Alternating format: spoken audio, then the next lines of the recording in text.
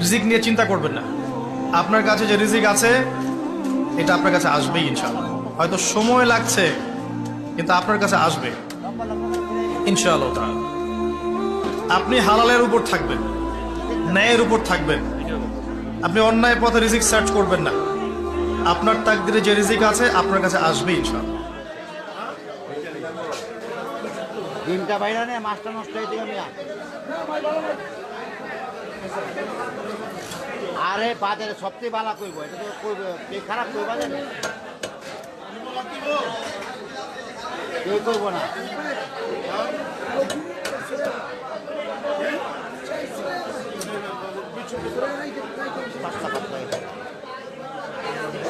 ডিম হইলে ওইটারই টেস্টটা ডিমে খেয়ে ফেলায়।